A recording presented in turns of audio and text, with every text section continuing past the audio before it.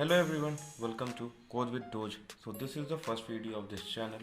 This channel will be focusing on issues with tier 3 colleges and placement strategies.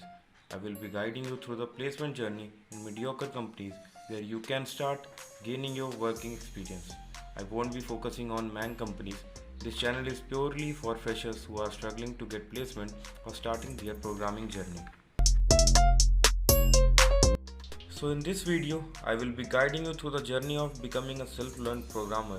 Also in upcoming videos, I will talk about placement, internships, etc. This video is for people who are from different backgrounds such as commerce, bio, arts, etc. like me and want to become a developer or someone eager to start their self-learning journey. In this video, I will tell you where to start, how to start, when to start step by step. So talking about programming, there are different YouTube channels telling you about different languages to choose and their personalized roadmap to follow. But if you are watching this video, our approach will be different. We won't be that one sheep from the flock. We will go through the old school way. Firstly, we will learn about the basics of computer, then we will move on to the logics and aptitude part. Then we will be starting from web development and then we will dive deep into any specific language. The main goal of this YouTube channel is to make you capable enough to understand your interest and caliber. It's not everyone's cup of tea to be a programmer. So speaking frankly, we will go through the boring and rough patch. If you stand throughout it, then you are capable of traveling the whole path alone. Moving on to the first part.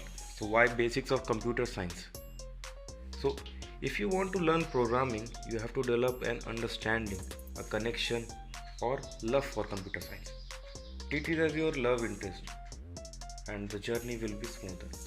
You have to learn the basic architecture of CPU and how it works. Topic shown on the screen will be sufficient for you.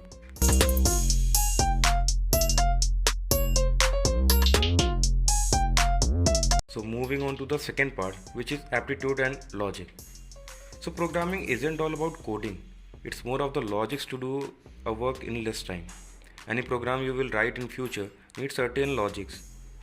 What is the biggest mistake people do?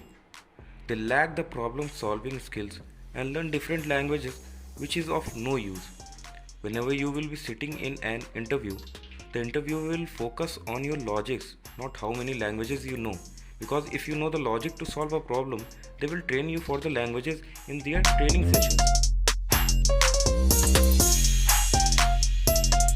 So to build your logic, you can solve programming problems mathematically first and understand the use and need of this solution. Everyone is making palindrome, Fibonacci, Armstrong codes, but they don't know what is the use of it. I mean, in which way these problem solving techniques will help them in future. Because ultimately these problems are built to grow your logical skills.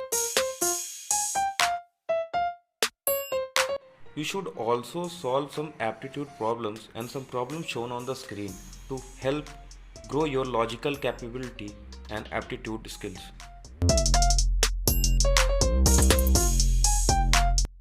Next will be web development. Learning web development is important because it is the easiest way to start exposing yourself to the syntax of programming. Also, it is easy to learn. To start web development, you have to start from HTML, CSS, JavaScript, PHP, MySQL.